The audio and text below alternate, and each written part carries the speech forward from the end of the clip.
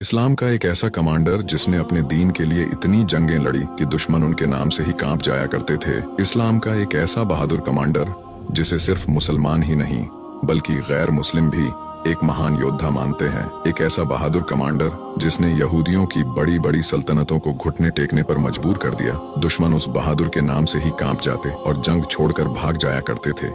एक ऐसा कमांडर जिसे खुद अल्लाह के नबी ने सैफुल्लाह के लक़ब से नवाजा। सैफुल्लाह का मतलब होता है अल्लाह की तलवार, जिसे खुद मेरे नबी ने सैफुल्लाह यानी अल्लाह की तलवार कहा। उस अजीम शख्सियत का नाम हजरत खालिद बिन वलीद रज़ी अल्लाह ताला अन्हु था, जिन्होंने अपनी जिंदगी में एक भी जंग नहीं हारी। हजरत खालिद बिन वलीद का जन्म सन 552 ईस्वी में मक्का शहर में हुआ था। जब हमारे आका हजरत मोहम्मद सल्लल्लाहु अलैहि वसल्लम ने नबूवत का ऐलान किया था, तो उस समय हजरत खालिद बिन वलीद उन लोगों में आते थे जो इस्लाम के सबसे बड़े दुश्मन थे।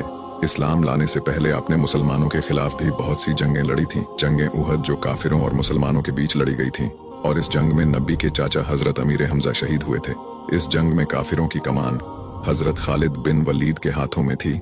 हजरत खालिद बिन वलीद इस्लाम कबूल करने से पहले इस्लाम के बहुत बड़े दुश्मन थे, और जब वो मुसलमानों के खिलाफ जंग लड़ते तो हमेशा परेशान रहा करते थे और सोचा करते थे कि जब भी काफिर मुसलमानों से जंग लड़ते हैं तो हमेशा अपने बेहतर जंगी हथियारों के साथ लड़ते हैं और हमेशा मुक्की खाते हैं। हजरत खालिद बिन वलीद हमेशा मुसलमानों की बढ़ती तादाद देखकर भी परेशान हुआ करते और सोचा करते कि क्या सच में मुसलमानों के साथ कोई ताकत मौजूद है, और क्या सच में मोहम्मद सल्लल्लाहु अलैहि वसल्लम अल्लाह के पैगंबर हैं। आप इस सोच में डूबे ही रहते कि आपको आपके भाई का खत मिला, जिसमें लिखा था कि ए खालिद, हजरत मोहम्मद सल्लल्लाहु अलैहि वसल्लम ने मुझसे तुम्हारे बारे में पूछा है कि खालिद कहाँ है। मैं चाहता हूँ कि तुम इस अंधेरी दुनिया से निकल जाओ और इस्लाम की रोशनी में आ जाओ। खालिद बिन वलीद पर इस खत का ऐसा असर हुआ कि आप फौरन अल्लाह के नबी के पास मक्का पहुंचे और इस्लाम कबूल कर लिया। इस्लाम कबूल करने के बाद आपने सबसे पहली जंग रोमन एम्पायर के खिलाफ लड़ी थी। इस जंग में यहूदियों की तादाद 1 लाख थी और मुसलमानों की तादाद सिर्फ 3000 थी। इस जंग में खालिद बिन वलीद एक मामूली सिपाही बनकर लड़ रहे थे। इस जंग में हजरत जैद, हजरत जाफर और हजरत अब्दुल्ला एक के बाद एक तीनों सहाबी शहीद हो गए। तो खालिद बिन वलीद ने उसी समय आगे बढ़कर इस जंग की कमान संभाली और दुश्मनों के दांत खट्टे कर दिए। और इसी जंग के बाद हमारे नबी ने खालिद बिन वलीद को सैफुल्लाह के लक़ब से नवाजा।